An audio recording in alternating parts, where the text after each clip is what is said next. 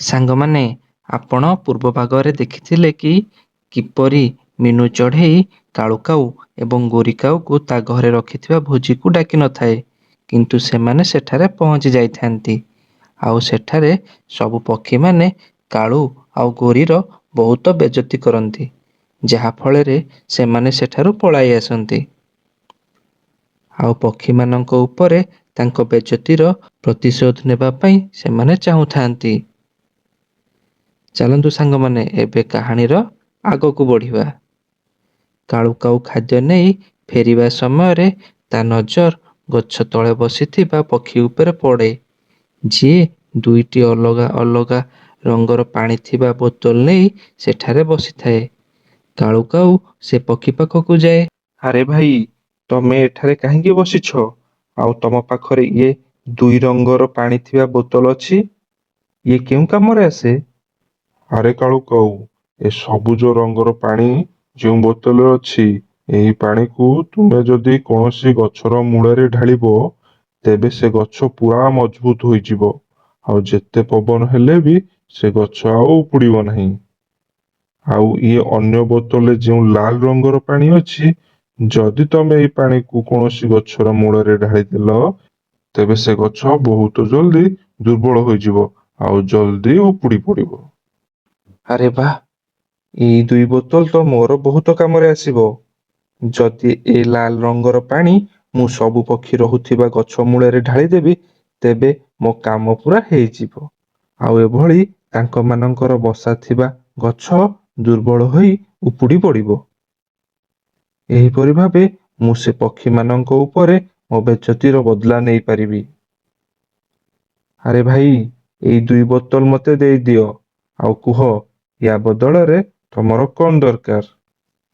କାଳୁ କାଉ, ତମ ପାଖରେ ଯେଉଁ ଖାଦ୍ୟ ଅଛି ତାହା ମୋତେ ଦେଇଦିଅ, ଆଉ ଏଇ ବୋତଲ ଦୁଇଟା ନେଇଯାଅ ତା ବଦଳରେ। କାଳୁ କାଉ ଆଣିଥିବା ଖାଦ୍ୟ ସେ ପକ୍ଷୀକୁ ଦେଇଦିଏ। ଆରେ ଭାଇ, ମୁଁ ତୁମକୁ ମୋର ସବୁ ଖାଦ୍ୟ ଦେଇଦେଲି। ଏବେ ଏ ଦୁଇ ବୋତଲ ମୋର ହେଲା। ଏବେ ଦେଖ ମୁଁ ସେ ପକ୍ଷୀମାନଙ୍କୁ କେମିତି ମଜା ଚଖାଉଛି। ତାପରେ କାଳୁ କାଉ ସେ ଦୁଇ ବୋତଲ ନେଇ ନିଜ ଘରକୁ ଆସେ। ଆରେ କାଳୁଜୀ, ମୋ ପାଇଁ ଖାଦ୍ୟ ନେଇକରି କଣ ଆସିଲ ନାହିଁ? ଆଚ୍ଛା, ମୋ ପାଇଁ ଏ ବୋତଲରେ ଜୁସ୍ ନେଇକରି ଆସିଛ। ଏହି ଲାଲ ରଙ୍ଗର ପାଣି ଥିବା ବୋତଲଟା ବୋଧେ ଡାଳିମ୍ବର ଜୁସ୍ ଭଳି ଲାଗୁଛି, ଆଉ ଏଇ ସବୁଜ ରଙ୍ଗଟା ପିଜୁଳିର ଜୁସ୍। ଠିକ ଅଛି କାଳୁଜୀ, ମୁଁ ଏଇ ଦୁଇଟା ଯାକ ଜୁସ୍ ପିଇ ଦେଉଛି।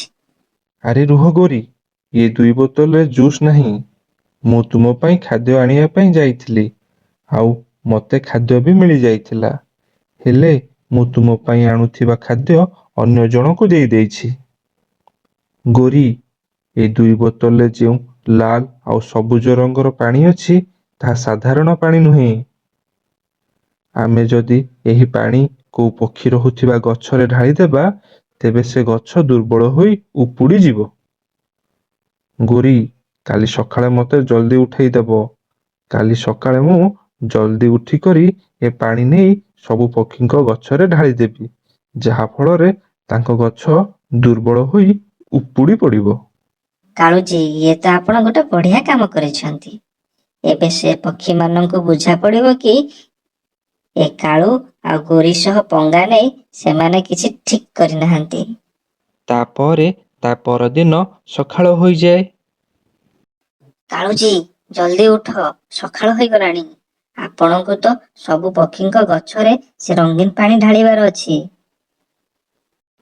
ଗୋରି, ମୋତେ ଶୋଇବାକୁ ଦିଅ। ମୋତେ ବହୁତ ଜୋରରେ ନିଦ ଲାଗୁଛି। ମୁଁ ଉଠିଲେ ଯାଇକରି ସବୁ ପକ୍ଷୀଙ୍କ ଗଛରେ ସେ ରଙ୍ଗୀନ ପାଣି ଢାଳି ଦେଇକରି ଆସିବି। ଗୋରି, ମୋତେ ଶୋଇବାକୁ ଦିଅ। ମୁଁ ଏବେ ଉଠିବାକୁ ଚାହୁଁନାହିଁ। ଆରେ, ଏ କାଳୁଜୀ ତ ଉଠୁନାହାନ୍ତି। ଲାଗୁଛି ମୋତେ ହିଁ କିଛି କରିବାକୁ ପଡିବ। ଠିକ ଅଛି, ମୁଁ ଯାଇ ସବୁ ପକ୍ଷୀଙ୍କ ଗଛରେ ଏ ରଙ୍ଗୀନ ପାଣି ଢାଳି କରି ଆସୁଛି। ହେଲେ, ଆରେ, ଏଠାରେ ତ ଦୁଇଟି ରଙ୍ଗର ପାଣି ଥିବା ବୋତଲ ଅଛି। ଏହା ଭିତରୁ କେଉଁ ରଙ୍ଗର ପାଣି ନେଇ ମୁଁ ସେ ପକ୍ଷୀଙ୍କ ଗଛରେ ଢାଳିବି?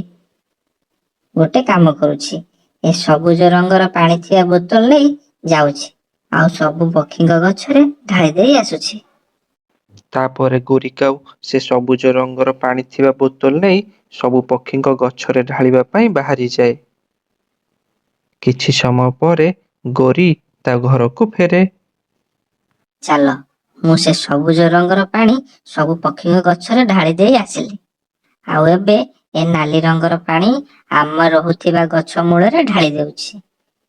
ବୋଧହୁଏ କାଳୁଜୀ କହୁଥିଲେ ଏହି ନାଲି ରଙ୍ଗର ପାଣି ଆମ ଗଛରେ ଢାଳିଲେ ଆମ ଗଛ ବହୁତ ମଜବୁତ ହୋଇଯିବ।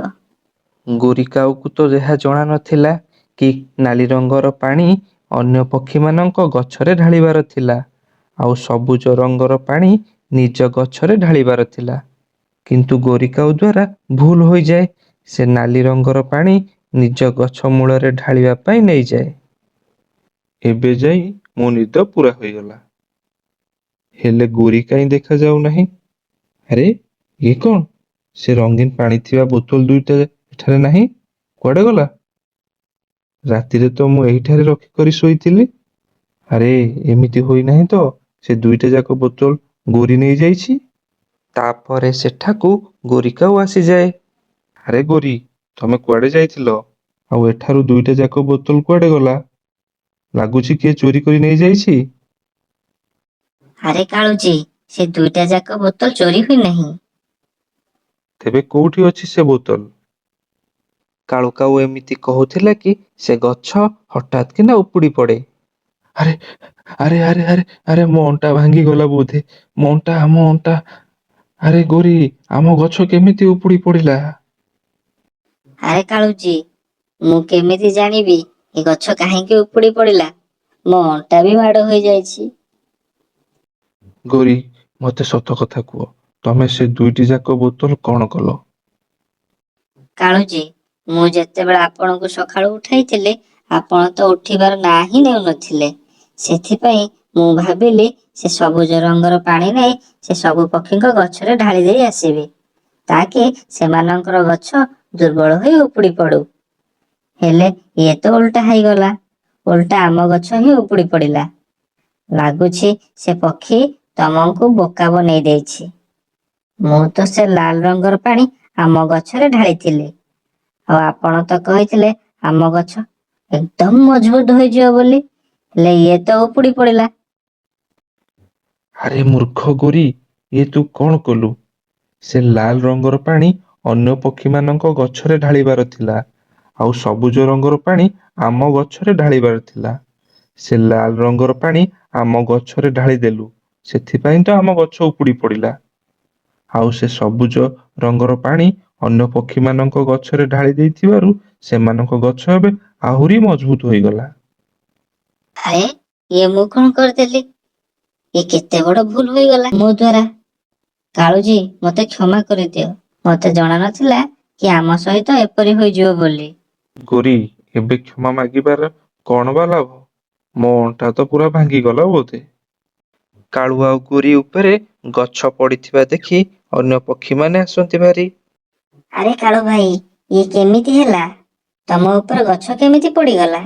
ଲାଗୁଛି ତମେମାନେ କାହାର କ୍ଷତି କରିବା ପାଇଁ ଚାହୁଁଥିଲ, ତେଣୁ ଏହା ତୁମକୁ ଦଣ୍ଡ ମିଳିଛି। ହଁ ମିନୁ ଚଢ଼େଇ, ଇଏ ଆମର କର୍ମର ଫଳ ଆମକୁ ମିଳୁଛି। ଆମେ ସବୁ ପକ୍ଷୀଙ୍କର ଖରାପ କରିବା ପାଇଁ ଚାହୁଁଥିଲୁ, ହେଲେ ଓଲଟା ଆମ ସହିତ ହିଁ ଖରାପ ହୋଇଗଲା। ଆରେ କଣ ଦରକାର ସବୁ କଥା ଏ ପକ୍ଷୀମାନଙ୍କୁ କହିବା? ଗୋରି, ଏବେ ଆଉ ଲୁଚେଇକି ଲାଭ କଣ? ଏବେ ତ ଆମ ସହ ଖରାପ ହୋଇଗଲାଣି। ତାପରେ କାଳୁକାଉ ସବୁ କଥା ସେ ପକ୍ଷୀମାନଙ୍କୁ କୁହେ। ଆମକୁ କ୍ଷମା କରିଦିଅ ପକ୍ଷୀମାନେ, ଆଉ ଆମକୁ ଏ ଗଛ ତଳୁ ବାହାର କରିବାରେ ସାହାଯ୍ୟ କର। ତାପରେ ସବୁ ପକ୍ଷୀ ମିଶିକରି କାଳୁ ଆଉ ଗୋରିକୁ ଗଛ ତଳୁ ବାହାର କରାଇ ଦିଅନ୍ତି। ତେବେ ସାଙ୍ଗମାନେ, ଏହି କାହାଣୀରୁ ଆମକୁ ଏହା ଶିକ୍ଷା ମିଳେ ଯେ ଆମକୁ ଅନ୍ୟମାନଙ୍କ ସହ ସବୁବେଳେ ଭଲ କରିବା ଦରକାର। କାହାର ଖରାପ କରିବା ଉଚିତ ନୁହେଁ। କାରଣ ଆମେ ଅନ୍ୟର ଭଲ କଲେ ଆମ ସହ ବି ଭଲ ହୋଇଥାଏ।